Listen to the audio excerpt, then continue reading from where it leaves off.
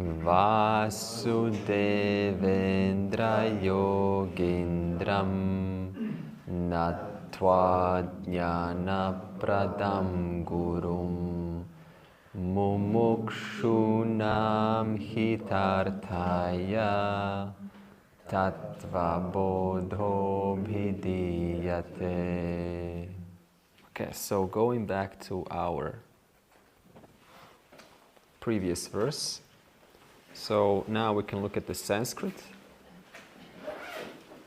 So it starts with Stula Sharira Abhimani. So the Atma who identifies with the gross body is now called a sentient being, a sentient, we call us, they're alive, and we call them a subject. And now what happens is, how does this Atma, who is so, free, right, and is not bound and is limitless and infinite, how does this now Atma suddenly gain this sense of limitation? And we said that, see, it's not like there was something that wanted this to happen. Okay, it's not like that this was all set up and now we're all here to find our way out, and we have to kind of dig our way ourselves out of this samsaric grave. So they have these stories, right? How we committed a mistake once upon a time, and now we're paying the price, and we have to slowly come out. And so these are notions, that people are trying to kind of figure things out, but this is not what the Vedas says, because see, the Vedas is very logical. It simply mentions that it just happens to be this power, Maya. If this power were not to be here, then this would not be happening right now. But this power is here. So now what to do about it? Don't need to remove it, don't need to call it an illusion. This is not an illusion. In fact, what is illusion? The funny thing is, once upon a time, long time ago, when I was in these pseudo-spiritual circles, they call all sorts of things. And, someone asked me, so what were you doing this weekend? And I just said, I was thinking about my life. I was exercising my choices. I was looking into how can I get my life in order. I was exercising my free will. And, and this girl, with beads, counting the beads, she said, there is no free will, free will is an illusion, So this is pseudo, right? And, the only thing that's an illusion, right? The only thing that's an illusion is Jiva Srishti. So Jiva Srishti you can call illusion in reference to the Jiva, because that belongs to the Jiva. It's Jiva stuff. But you cannot call this empirical reality, this Ishvara Srishti, you cannot call this illusion. Because, see, we said wherever there is mithya, that's exactly where satyam is. So to call the world an illusion, you're technically calling everything, including yourself, including everything, the whole thing you're calling an illusion. So now the funny thing is, see, when we say something is an illusion, then we're giving away that we're projecting our own stuff. We're technically projecting our illusion onto other things, and therefore they become illusion in reference to our world, in reference to our ideas. So this means we give ourselves away by calling something an illusion, by showing that, in fact, I'm projecting my own images onto the world, and this world that I'm projecting does not accurately reflect the real world. Therefore, the real world gains the name of illusion. So I gave the world the name illusion through my own projections. Okay? So we have to be careful with what words we use, because every time we label something, and even if we have to take a moment to retract and ask, from where did this come from? What was the motivating factor? What motivated me to label this in such a way, even if there is no proof of such? So again, this goes back to taking responsibility in the light of this knowledge, and being careful with what we say, what we think, and how we behave. Also, we need to acknowledge that, see, this journey it doesn't end. In fact, when we come out of this class on tomorrow, it's just beginning. So one has to ask themselves now, what one thing or one teaching will I take and reflect upon, and in what ways could I incorporate it into my day-to-day life? Now, I'm feeling hotness already. Yeah, it's probably going to escalate. So, open? Yeah.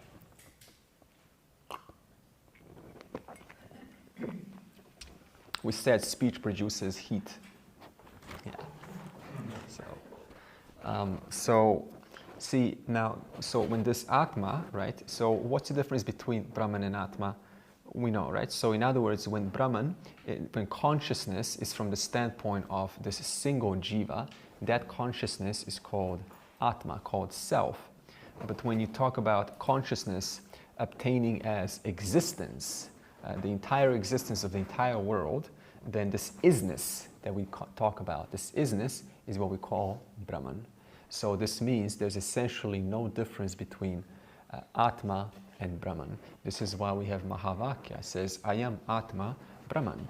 This self, whoever this self is, we don't need to know it. This self-evident self that's here, that's always present, that one is Brahman. That one is the final reality. And the only reason why that one is experiencing oneself as a limited being is because we use the bucket example. Just an analogy, careful, these are just analogies. See, analogies can be powerful because they have something to ruminate upon, they're concrete. And so these examples can be concrete, but we also need to careful not to turn this into, kind of living in the example, because now it's living in the mind. So example is just meant to provide an understanding. Let go of the understanding because every example eventually loses its effectiveness. Yeah? Once upon a time you heard about such examples and you thought they were amazing. And then, now when you hear them again, because you thought about them so much, they're like, yeah, it's an interesting example, but they don't have as much of an impact on you as they once did. So this is why we need to keep on using new examples to overcome this sense of familiarity, because familiarity does not allow teaching. Familiarity is like, I heard this before.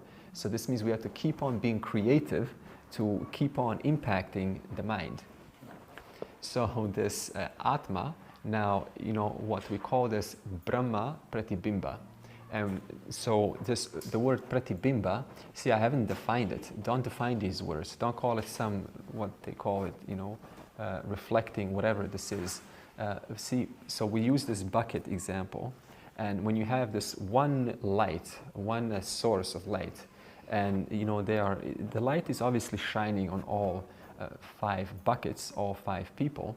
All of them have their own, different qualities of water. So this means they will all experience a different sense of I am. I am like this, I am dirty, I am pure, I am clean, I am smart, I am not so smart. So now the point of error is to take that adjective, right, I am, and then description, to take that onto oneself, to label the I am as that. So we go far as understanding because there is a recognition of an adjective, because there is a recognition of a trait, because there is a recognition of a characteristic or a sensation or a thought or emotion. Because there is a recognition of that must mean there is someone to recognize that.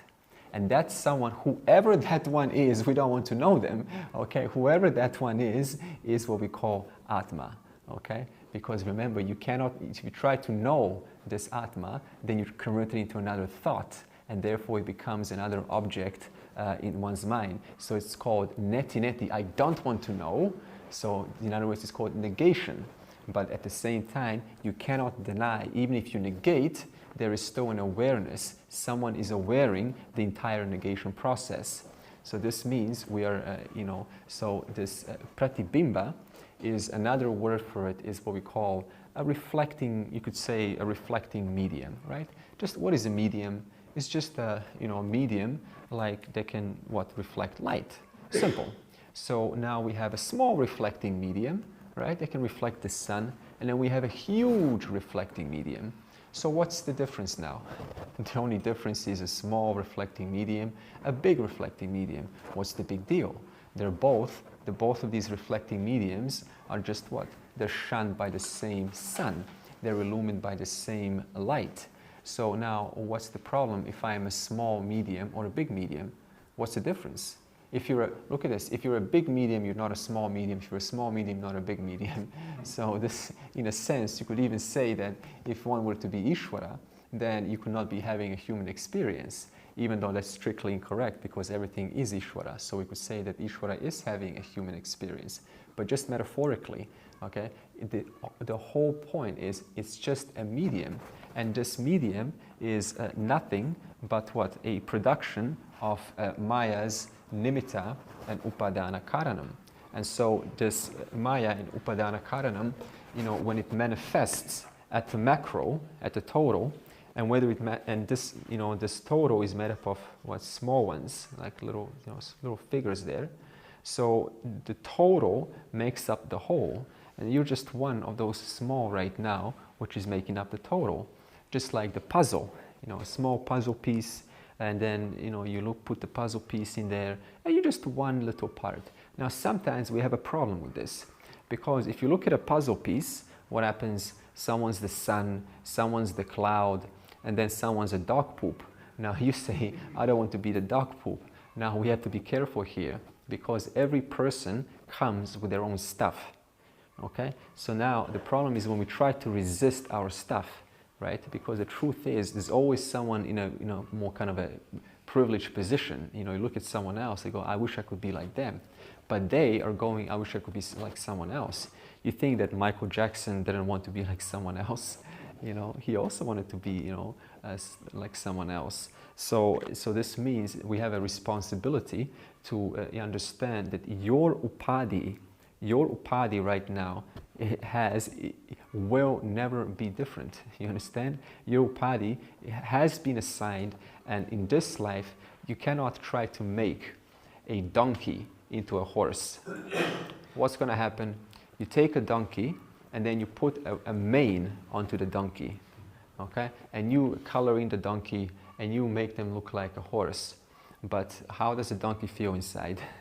Still like the same donkey. So now, see, even after we discover that, I am this upadhi, I am this much, then what do we start saying now? Oh, even though it's all upadhi, my upadhi is no good. You understand? So now, you now took these spiritual words, and now we're making another psychological pressure onto ourselves by now saying, look at what we're saying here. We're saying this power right now is creating millions and infinite amount of forms. And you're just one of these forms right now, sitting, and this is one form also. And the form will be the way that it is until last breath. So does that not imply that at least if one wants some level of happiness, it is our responsibility to acknowledge this upadhi and say it does have imperfections, it does have flaws, and they will probably never go away. So this means there's a level of responsibility to accept the way that we are created because of, when I say we, your body, mind, in the light of this knowledge. So, the light of this all knowledge, all power, I mean. So, all knowledge, all power, one same nimitta upadana karanam. What's different? Forms. You're one form, this is the big form. That's the only difference. But the intelligence and the material is exactly the same between you and Ishvara. In fact, you cannot say that Ishvara is knowledge and power. Knowledge and power is in you right now. The very same knowledge and power that is holding you right now is the same knowledge and power that's holding this entire universe together. So this means, see, we are not away from Ishvara, so there's no question of, looking elsewhere, but acknowledging this presence, and then further, going one step further, because this is not Dvaita. We go one step further. You don't just acknowledge the presence, but then you say, what is the truth of this intelligence and material? And you go to the final reality through understanding, which is Sat and Chit. Okay? So let's see what we have here.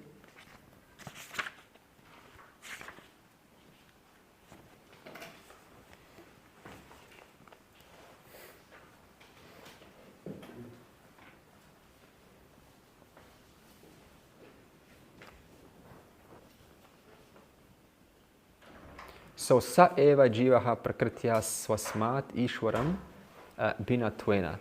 So by natural, they want to say by natural ignorance. So we'll correct this. So by natural, by assignment of partial knowledge, because partial knowledge is assigned to make your causal body, naturally you will not know everything. Because partial knowledge is assigned to your causal body, what happens?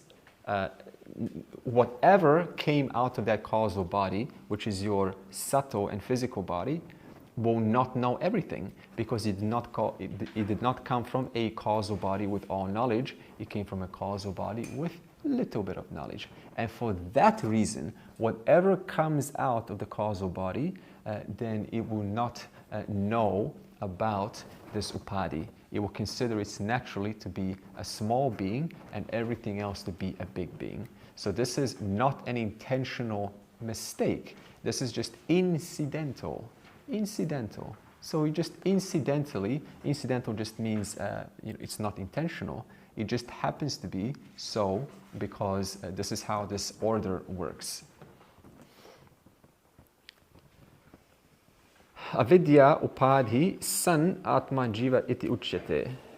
So due to this causal body, now atma takes itself as a jiva.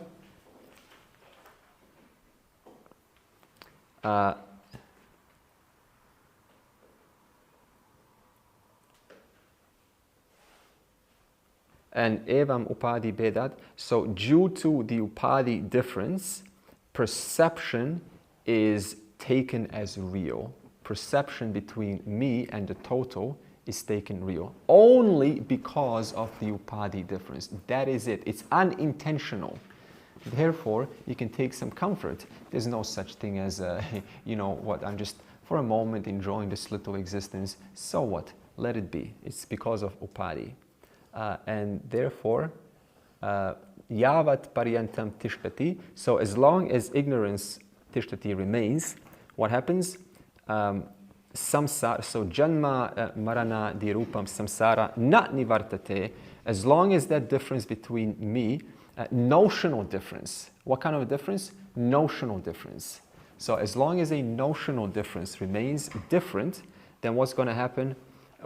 Samsara does not go away, therefore continues this birth and death. Because I, Atma, take myself to be this much. And therefore, I stand to gain the consequences of my past actions. We call this, I want my money back. I've applied actions in the past, and I stand to gain a life to get my results in the future.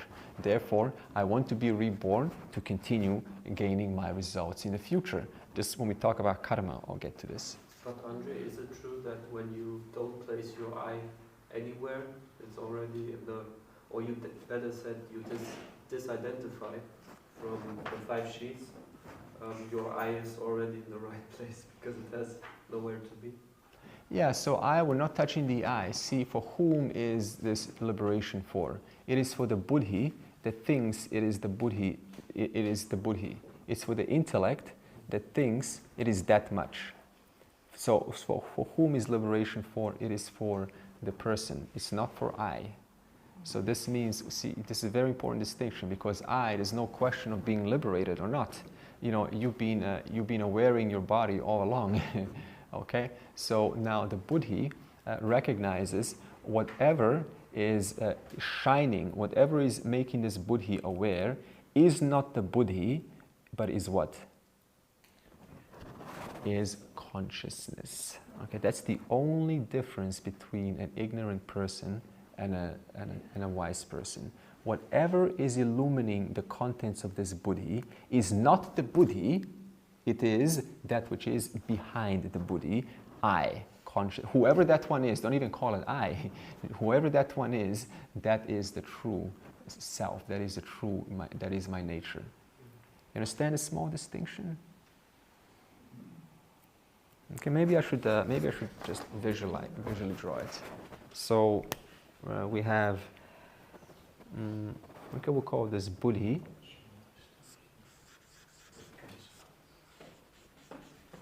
Okay, brain. See, brain is just a physical expression of your mind, right? Your mind cannot operate unless there's a brain. So it needs a brain. It can operate, but it cannot operate stably. So I'm just going to create this little metaphor here. So what this is, we call this, ajnani. Okay, so this fella doesn't know. Now, so suppose we add a buddhi, right? So what does the ajnani understand? That, whatever is giving me light, whatever is making me conscious is what? Is my own, is myself, is, this much. Whatever is making me conscious is me, the little buddhi, okay? The little buddhi. So this means, I am thinking, I am walking, I am doing, I am, I am kind of, cooking, I am doing this, I am doing. So this I am is placed where? It's placed in the buddhi. It's taken as the buddhi. It's taken as the thinker. The I am is taken as the thinker, is taken as the doer, is taken as the contemplator, the inquirer. Now, what does a wise person understand? That whatever is making this buddhi, give out thoughts, A, B, C, all day thoughts, A thought, B thought, C thought, D thought, that is not because of the buddhi, but that is because of I, which is other than this buddhi. Okay? So this means, the same I that is what? Shining through and through this buddhi is the same I that's shining through and through your buddhi right now. Okay? So this means everyone's buddhi right now. So this means, and what's the only difference? What this awareness is illumining. That's the only difference. From your standpoint, your awareness is illumining, consciousness is shining, is lighting up what? Your thoughts that belong to this buddhi. From this standpoint, what is the same consciousness lighting up? The thoughts that belong to this buddhi. Okay? But this means it is not my doing. I am not doing it. It is, you see, the irony is, Andre is not doing it. It is I who is doing it. And this I, when you say this word I, you understand it is the exact same I that is also lighting up your buddhi right now.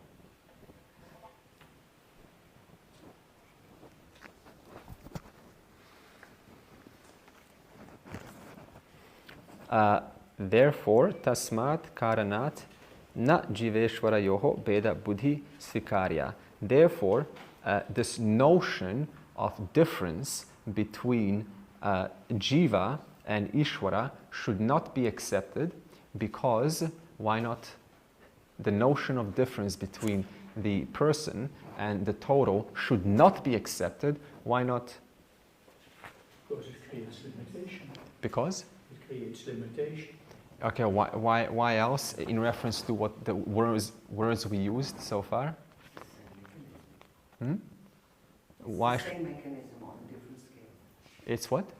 The same on a different scale. Yeah, it's the same on a different level, but why specifically? So we have what?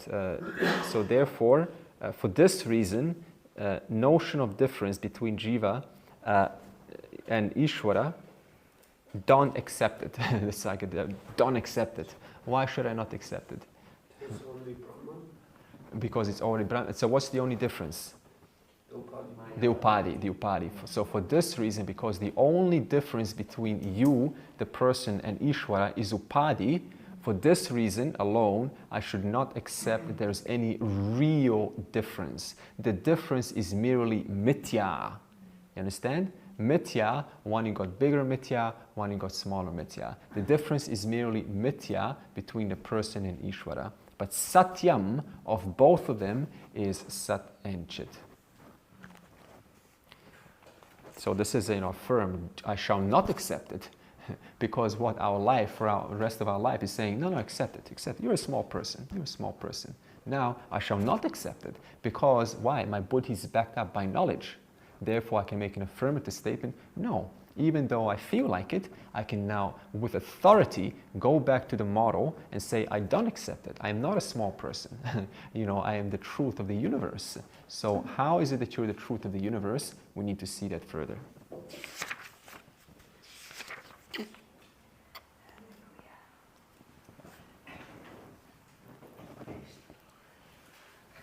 Next verse. Nanusahamkarasya kinchitnyasya jivasya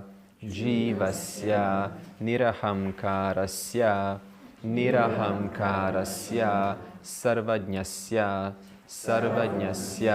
ishwarasya tattvam asiti Mahavakyat katham abheda buddhihi syad ubhayoho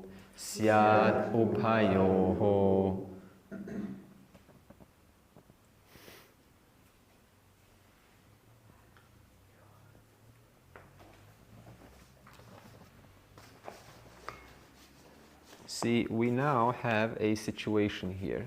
So this word nanu, it means, it's a common word in the scriptures, nanu, N-A-N-U, nanu. It just, whenever you hear the word nanu, it means, think of a boxing match, you know. Now we're about to start a debate between your philosophy and my view, your view and my view. So whenever you have this word nanu, it means objection. Objection!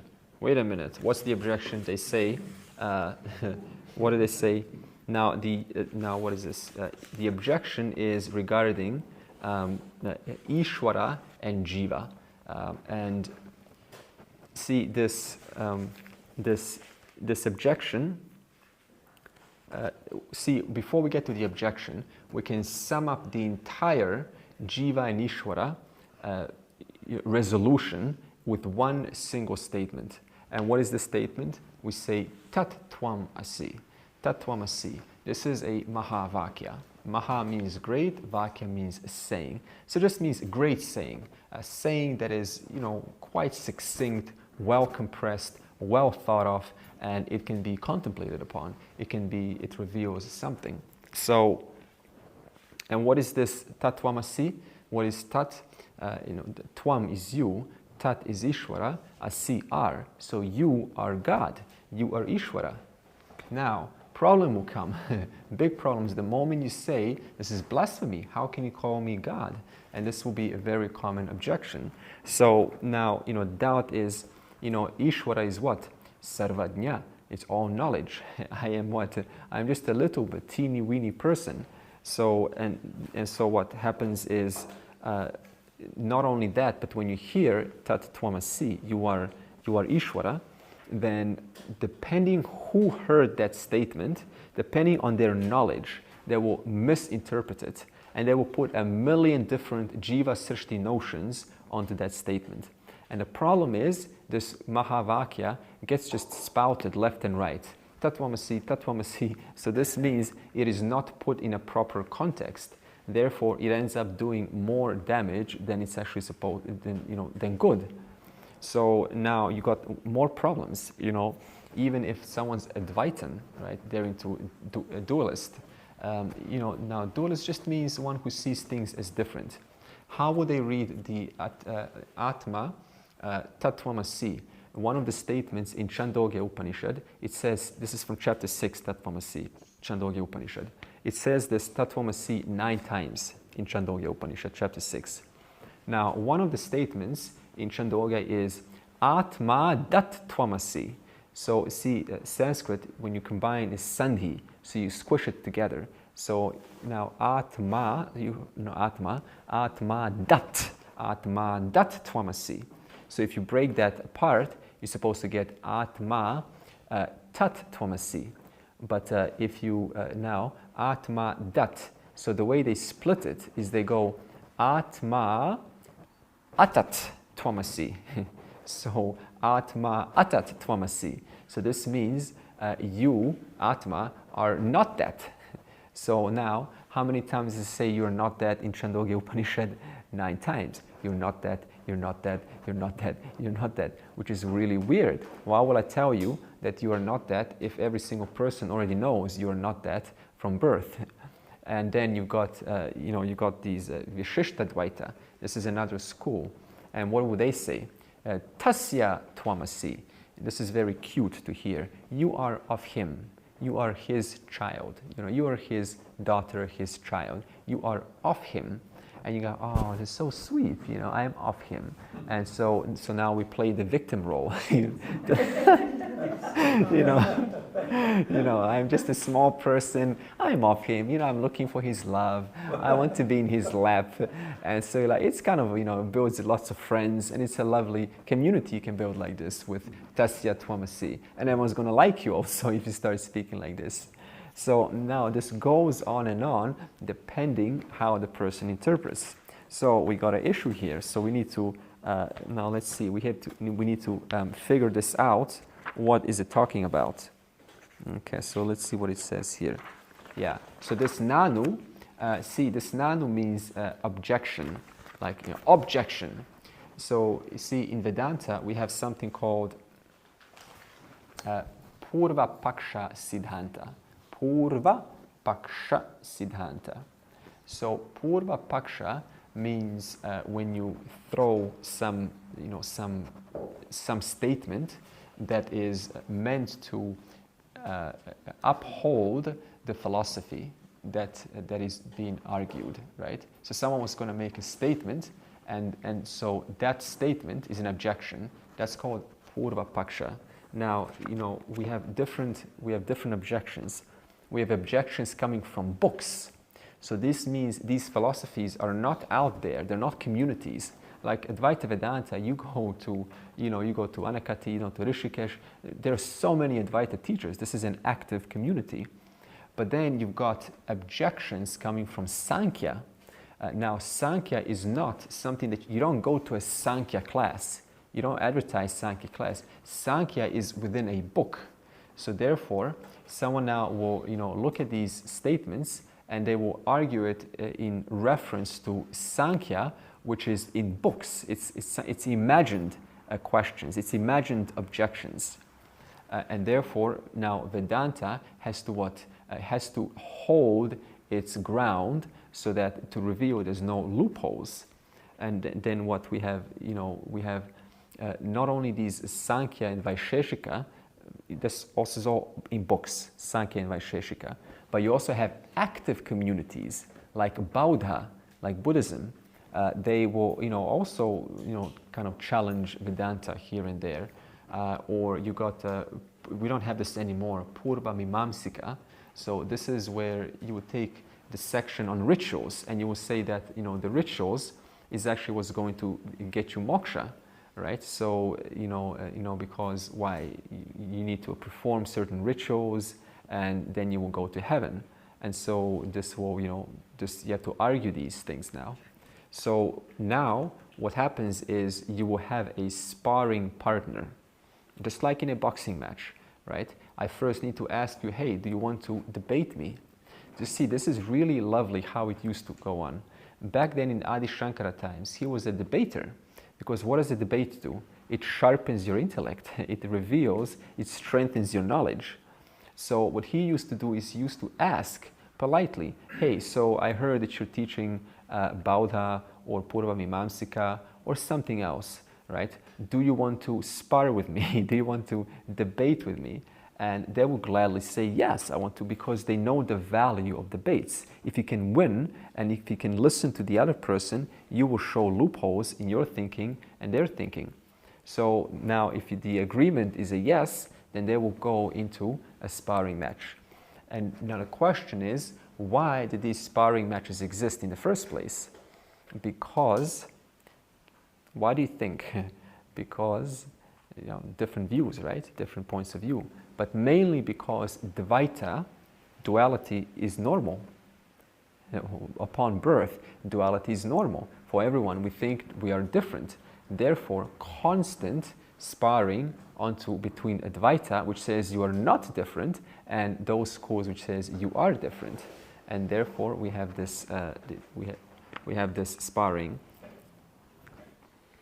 Now, what is the objection? Let's look at the objection. It says, sa ahamkarasya kinchit nyasya jivasya.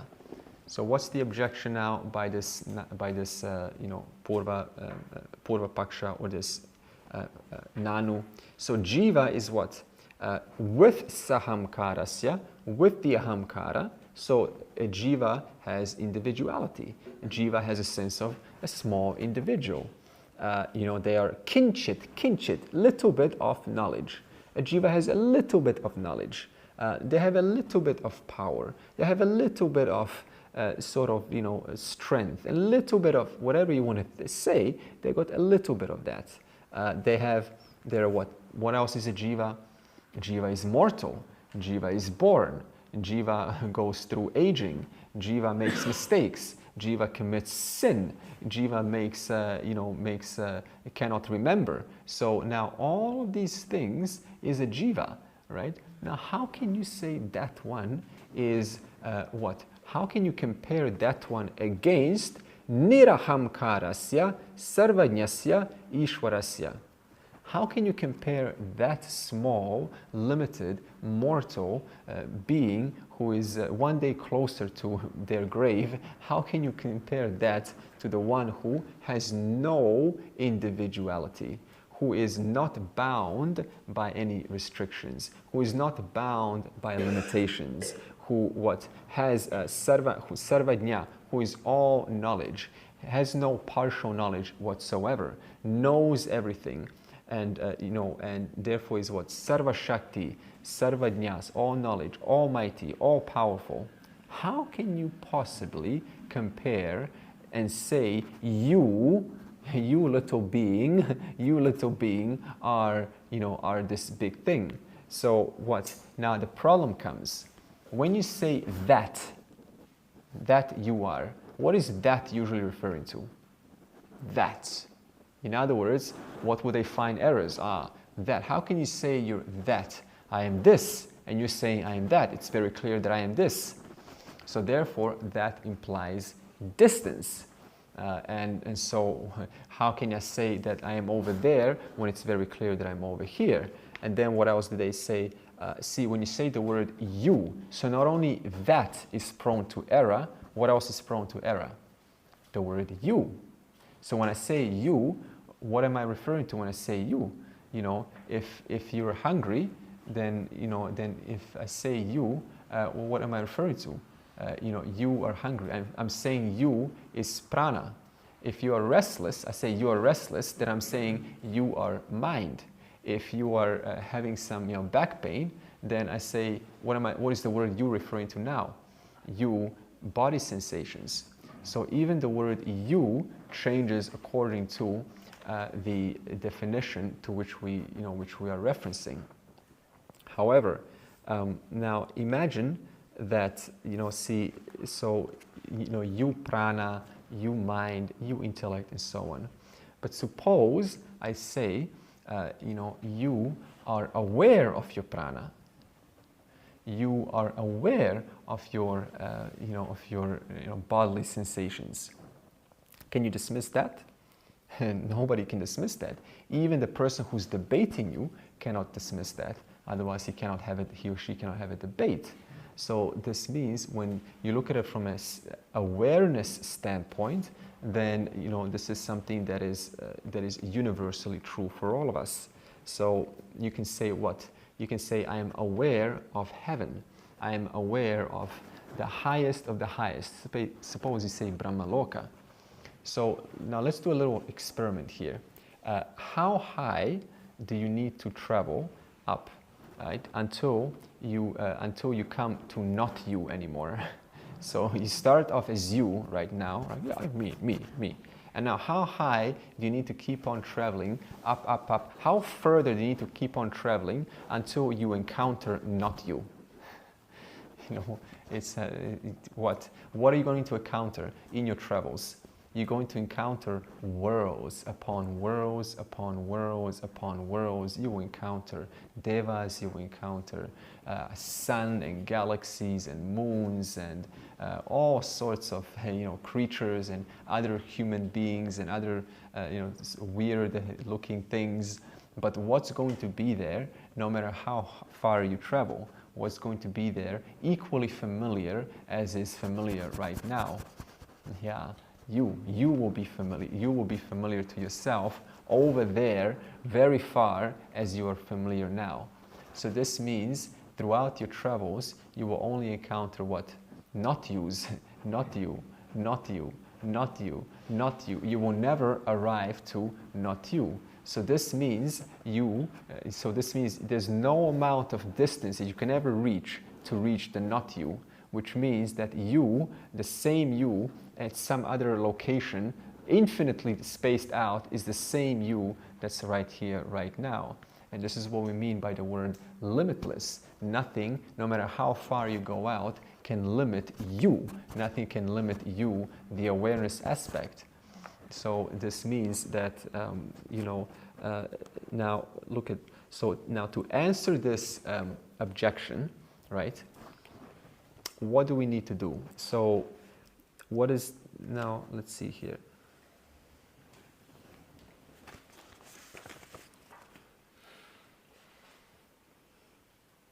Yeah, so how are they katam abheda buddhihi? So how are both identical if one is small, one is kinchit, one is sarvajna? How are they possibly identical? And the answer now comes.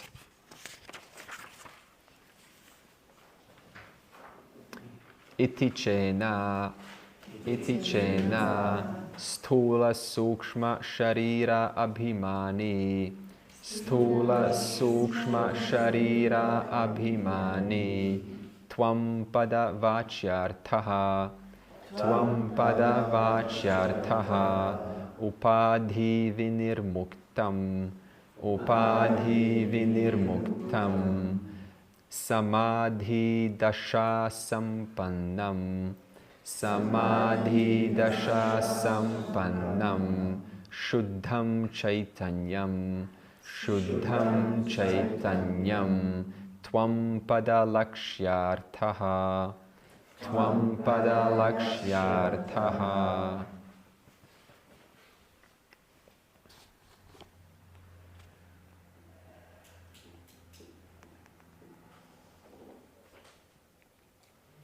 So this verse wants to now resolve this Jiva and Ishvara difference. So let's see what they say.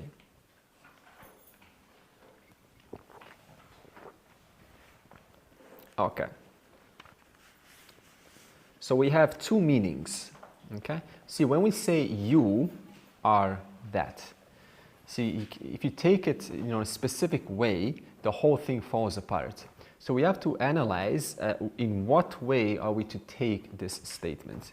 And so they show us two ways. We've got the immediate meaning of a word, of a statement, and this is called vachyartha. We just chanted it, vachyartha.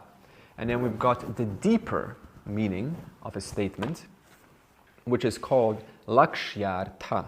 So vachyartha, immediate, and lakshyartha is its deeper meaning. So, there was a show, I like to watch the show called UK Skits. Anyone seen UK Skits? Oh my God, it's so funny. It's one of those older humor, so not the modern, but it's older humor. And they kind of do these little skits, but one of them was a fella drives up to the garage, to the mechanic garage, and he just says, yeah, put 2 tires on the front. And this mechanic just goes over and he literally puts 2 tires on the front of his bonnet. And he's like, what are you doing? I said, put 2 tires in the front. And he's like, I did. But what did he really mean? Put 2 tires on the front. They replace my tires. So now, if you take the statement in the wrong way, then the whole thing will just fall apart. If I say, for example, Saskia, bring me water. Bring me water now, and then she goes up And then she just brings like a Ocean. yeah, whatever, water, right? I'm like, exactly.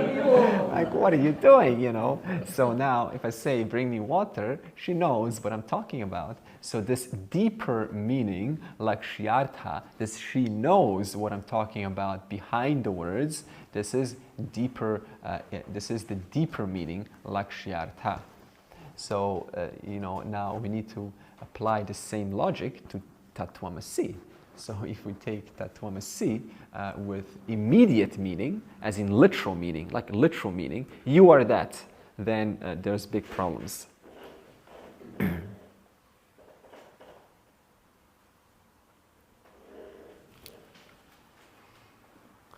So it says you, stula, yeah. So stula, sukshma, sharira. So who is this you with a direct, immediate meaning? This is vachyartha. Who is, when I say you, stula, sukshma, sharira. So what is this? You is what? The three little bodies, or the somewhat big bodies, okay, medium bodies. Okay, so this is you. So this means, if I say, so look at this. Suppose I say to you, you are. You are.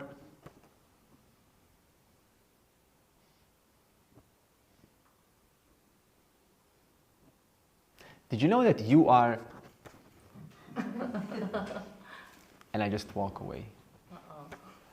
What's going to happen in your mind? I am this and this and this and this and this and this and this and this and this and this and oh, and like this and like this and like endless list.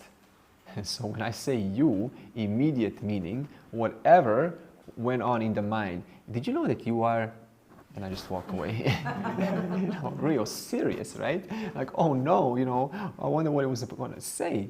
So all of those narratives is what the immediate meaning is. And to that one, right, the I am old, I am this, I am young, I am worthwhile, I am worthless, I am like this, I am like this. The list goes on and on and on.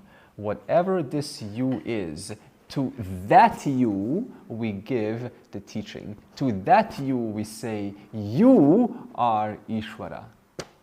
How can I say, this little being and like this and this and this and this? How can you say, I am Ishvara? Well, this is the you. So who is this you? This is the you who thinks is that you. Okay? Whatever thoughts went on. You are, and I walk away. To that you, we tell you are Ishvara. So now, you got hundreds of conclusions. And so to that you, we need to give the teaching. To what other you are we going to give the teaching? There's no other you than the you with 100 different conclusions. And therefore, we say you are Ishvara. Now, how do we do this? So we have to give an equation. Okay, but what's an equation? Why do we need an equation? And when is an equation needed? We use an equation to do what? To show that there is a sameness on both sides. Even though the equation on both sides looks different, to the buddhi it is not apparent, but there is actually a sameness on the left side and on the right side. So what's an equation used for? It is used to show that even though both sides look completely different, when you resolve the equation, you end up coming to the exact same answer. So this means, we have, for example, we have E equals mc squared. So this is classical. Get rid of the c squared, just means time and speed of light. We're not interested in that. So energy equals matter, and matter equals energy. So now, how is matter energy? Energy is kind of, I don't see energy. It can be heat energy. You can have, thermal energy. And now, how do you say this energy is solid, concrete matter? Well, the whole formula is just to reveal how that is so. For example, you put matter in your stomach. What happens to this matter? It gets converted into energy. Or you have a plant, and it takes energy. It takes energy from the sun and it converts it into photosynthesizing. So it converts it into matter, into chemicals. So there's a conversion process, and to arrive to that conversion process, we need to find out. For example, 5 plus 2 on one side, 5 plus 2, and then equals 10 minus 7. 5 plus 2, 10 equals 10 minus 7. Where's the connection? Huh? 10 minus 3, 10 minus whatever, 10 minus 3. Now, where's the connection? Huh? On one hand, you got a 5 and a 2. On the other hand, you got a 10 and a 3. Now, and you got on one side a plus, on the other side you got a minus. The only thing that's kind of equal is the two lines, parallel lines for the equals. Everything else is just different. But if you resolve 5 plus 2 and you get a 7, and you get 10 minus 3, you get you get a 7 there, and then you go, so what? Only when I resolved, I now get the same answer. So now the question is, how do we resolve it? So how do we find how the Jiva and Ishvara, see, on one hand you got the Jiva, on the other hand you got Ishvara. No difference. Small knowledge, limited power. On one hand, all knowledge, limitless power. How do we resolve this difference? So now let's see. Now, whereas Ishvara is evam tat pada. Yeah, so Ishvara, on the other hand, as we said, is all knowledge and all power, and is the cause of the universe. Therefore, there is clearly a Jiva and Ishvara difference. I did not cause the universe as a Jiva. I was born into the universe. I did not cause it. Ishvara caused it. Therefore, now, to resolve this, we have to turn from immediate. See, these are the immediate meanings. On one hand, what do we say? You are the 3 small bodies. On the other hand, that's the immediate meaning of you. The immediate meaning of Ishvara is all knowledge, all power. So if I say, I am all knowledge, all power, you see what happens? Yeah, that is called blasphemy. Absolutely. So this means if we stick at that level, then the resolution cannot take place at all. The whole thing will just living in some denial mode. Some I don't know who, I will not call them teachers. They're just some fellas. I heard them say, when you know who you are, you will suddenly know everything. And then what? And now, and if you ask them, can you please say that in, English? And then, I need a translator. So, so in other words, what? He's supposed to know everything. He's supposed to know, how to fly an airplane and so on. So there is no way we can resolve the equation with immediate meaning, which is vachyartha. So we have to drop to lakshyartha. This is the deeper meaning. And what does it say, deeper meaning of you? Shuddham chaitanyam. Shuddham means pure consciousness. Pure, that means unqualified, not kind of, this consciousness, that consciousness. Just consciousness, pure consciousness. Pure awareness. And this awareness is the one in whom obtains what? Obtains the subject, right? The pramata, the prameya, and the pramana. The one, in whom obtains the individual, the object, and the experience. Okay? And now Ishvara, what's the deeper meaning of when we say tat, when we say Ishvara? What's the deeper meaning of that word? Which says, see, if I ask you the question, suppose Ishvara says, I am Ishvara. Okay? And then you ask, what is this I am, right? That Ishvara just said. So even Ishvara has to say I am. The limitless being has to say I am, no different than the Jiva also has to say I am.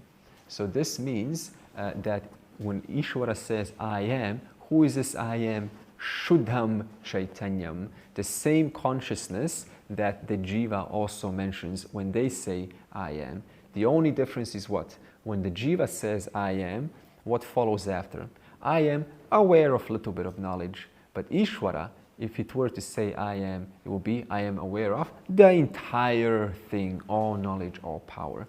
But both require Shuddham Chaitanyam. Both require consciousness. So this means, what? So Ishvara, the whole thing, Ishvara, you remove the upadhi, you remove this, this big Maya upadhi, what do you get? You get I am, you get awareness. You remove what? The upadhi from the jiva, you get awareness. So the only thing that seems to be conditioning is what? This upadhi. So Ishvara minus Maya upadhi equals awareness. Jiva minus jiva upadhi equals awareness. So in other words, it always resolves into the equation is now complete. So what's on one side?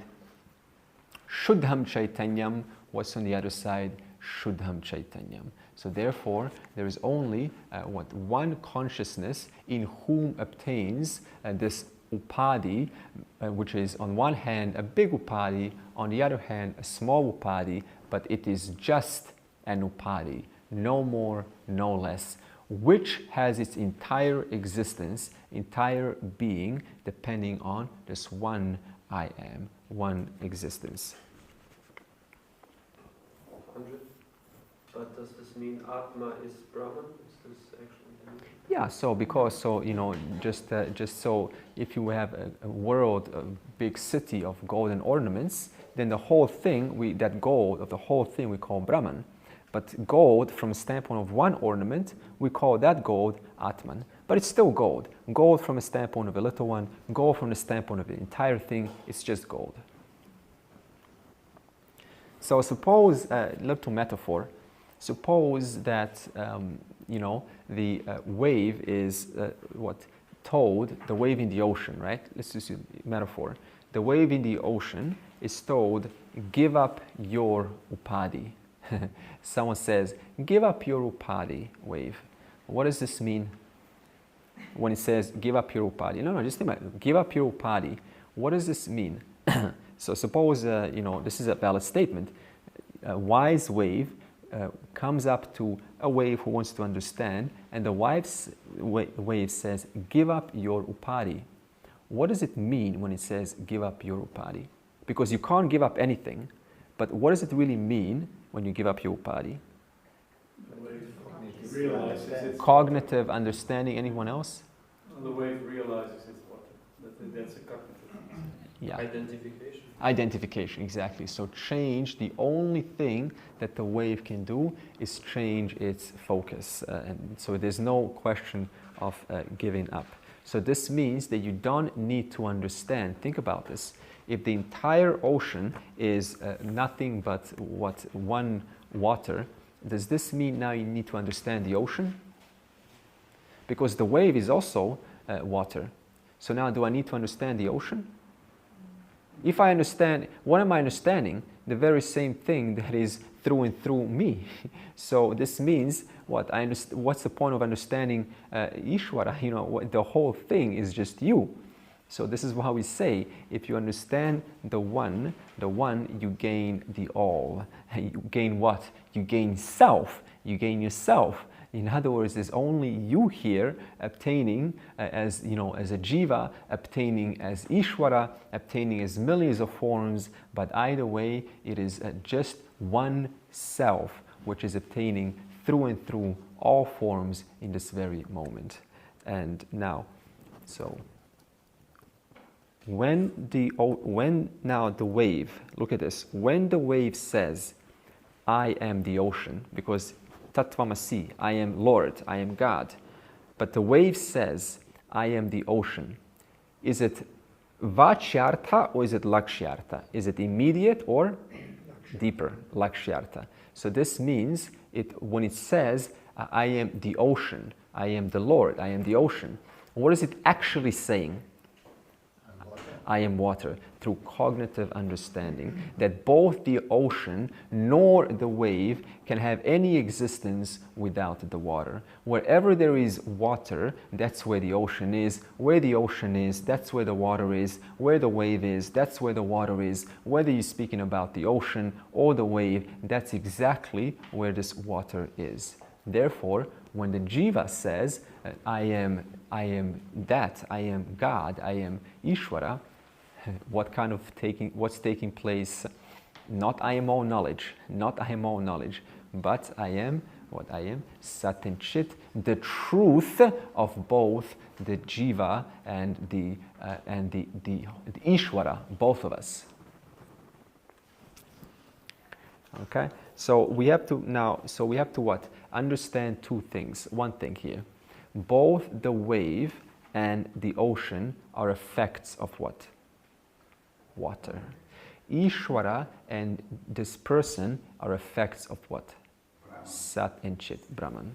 This is all we want to understand. They're just incidental effects that are taking place. It is no big deal at all. One can relax. This is how it's always been. There is no need to worry about. You are swimming in yourself, literally. There's nothing else other than you here.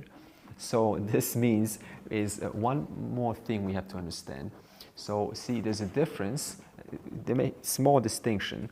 The wise person, they say they now know everything. We say they are sarvajna.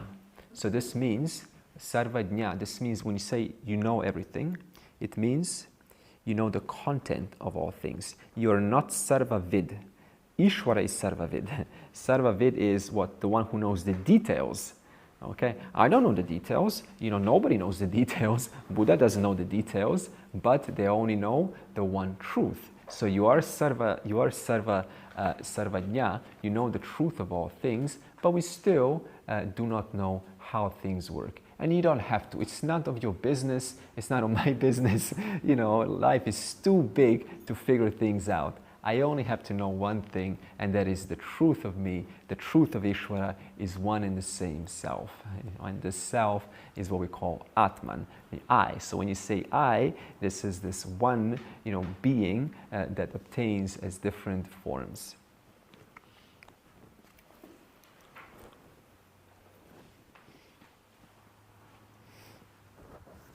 Okay, and I want to just close with maybe a story, but see, this is the beauty of this tradition. And what does this tradition do for us? It clarifies things such as when we say Tatvamasi, we don't mean, this blasphemy. We need to be provided this implied meaning. And when we say things like the fourth state, we're not talking about another state. We're just talking about that in whom the three obtains. And things like saying that this is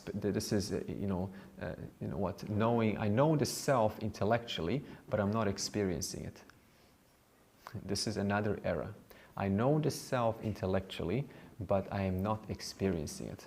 You're only experiencing it. Yeah, you're only ever experiencing, the self-evident one. So see, you cannot. How does this work? You cannot. What is there to know? Intellectually. Intellectually is only in reference to understanding, but you're always experiencing the self-evident I. So this is another statement that we have to throw out. And what else do we have? So you're always experiencing the self. They often have this distinction. You go from paroksha jnanam to aparoksha jnanam, from indirect knowledge to direct knowledge. So there's some truth there. But self is always aparoksha, it's always direct knowledge. You always know the self directly. So now when liberation comes, you just know what is this self referring to and not mixing things into it, not mixing all of these bodies and koshas and experiences into it. You just have clarity. That's all Vedanta is, just having some clarity about my experience right now and not mixing things here and there. But I heard as some teacher there's a vritti when you gain liberation, but that's Sorry, there's one? That's a thought like a vritti. It's some compound word. Yeah, yeah. But I'm not sure. Abhava vritti or samvriti? Yeah, could be. What about it? What does it refer to? Because if it's a cognitive understanding, it's like a constant application of this knowledge. Yeah, I mean, I don't know what the context is, so I cannot yeah. quite answer. But, you know, we can say this much. It's just an understanding, whatever this vritti understanding is called, give it some Sanskrit name. I don't know what it is. But there are 4 vrittis. I don't know, but I'm not sure what he's referring to. So, see, you have to understand that how is it that you're always experiencing yourself? We said the statement, what is self? The light that shines, that illumines. How is it that you're always experiencing yourself? Where's the proof of that? Where's the proof of that? I'm always here. Yeah, you're always here. But there's also another logic. Just the fact that you can use thoughts. Just the fact that there is a thought implies the presence of awareness. So this means we often get lost in our thoughts. But thought itself can be used as a tool to come back to myself, to recognize, hey, because there's a thought, I am here. I never went anywhere. So what happens if, you know, this, now suppose, and we'll close with this, suppose this lakshyartha and vachyartha is not understood. Then what happens? We have some problems. And there's a story, you know, that wants to portray this, and I thought it was a nice story. So there was a king who had 2 gurus. One of them was Advaita Guru, and another one was Advaita Guru, right? And they always have, you know, backup guru there. And he liked to listen to their stories. And so, you know, in the morning, the Advaita Guru taught him, and then the Advaita Guru canceled out everything that the Advaita Guru taught him. So it was a constant, some teachings over here, some teachings over there. And so now what did the Advaita Guru tell him? You are Satyam, and everything else is Mithya. Okay, this is the teaching. You are Satyam alone, unchanging, you know, undifferentiated, ever free. Nothing stuck onto you. Everything else is Mithya. And now, what did Advaita Guru teach him? He said, no. You're small. You're, you know, there's nothing for you here. Work out your stuff. Just, you know, do your duties. You need to now focus on heaven. You need to go to heaven one fine day and kind of, you know, have a great time there. So just do your small things here. And now one day, one of the servants, you know, came to the Advaita Guru. The king's servant came to the Advaita Guru and said to him, you know, the king really fancies the Advaita Guru because he kind of likes being told that he is, you know, full, he is whole, he is without divisions, he is the truth of all things. And when the Advaita Guru heard this, he was kind of unhappy, like, oh, I'm a little bit, not too much, but he was a little bit disturbed to hear this. So one day, they were, their army was going through the forest, and both the gurus were traveling along. And there was a wild elephant that just popped up in the middle of their walk. And the Advaita Guru saw this. And when he saw this, he shouted, "Elephant!" And so everyone, you know, he ran, and everyone just ran. And so, you know, they all kind of came back together at the palace when they arrived at their destination. But it was nighttime. So the Advaita Guru found a little opportunity to walk to the palace, to the king's chambers, and knock on his door and say, "Can I talk to you?" And so the king said, "Yeah, sure, come in. You're my guru. Of course you can talk to me." And he said, did you know what happened today? Yeah, I know what happened today. And there was a wild elephant.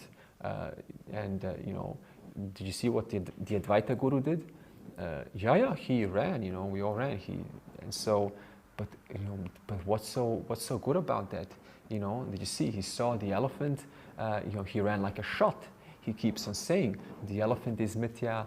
You know, the whole thing is mithya. And now he says he's satyam, and now he's running away from mithya. So how does this sound right to you? There's something wrong here. And the king said, "Oh, I am now furious." The king was furious. He called the Advaita Guru at once, and he said, "Come in." And he says, what happened today? He said, I saw the elephant. And what did you do? I ran, Why did you run? Well, because it's a wild animal, it's going to kill us, obviously. So, yeah, but you said that, everything is mithya. The elephant is mithya, the whole thing is mithya. Why are you running away from the mithya elephant? And the Advaita Guru said, Raja, Maharaj, king, who said that running was satyam. The elephant was mithya, running was mithya. I never ran. I never ran. But the whole thing was running, The elephant was running, the bodies were running, but I was not moving at all. So now what happened? The Guru, Dvaita Guru, did not understand this. And so he started to now contemplate on this answer. And then who knows, maybe he switched over later. But that's, we don't know. We don't know. Yeah. Okay. So let's see where we are. Oh my God.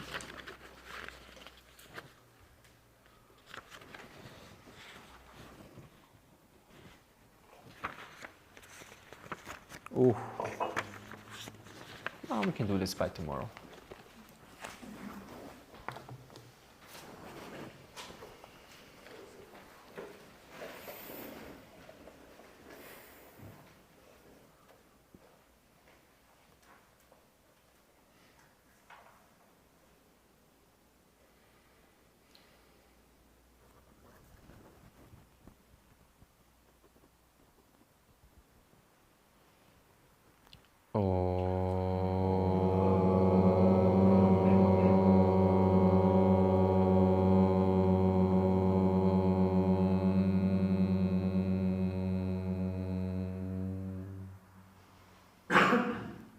Purnamadav Purnamidam Purnat Purnamudachyate Purnasya Purnamadaya Purnameva Avashishyate. Om Shanti Shanti Shanti.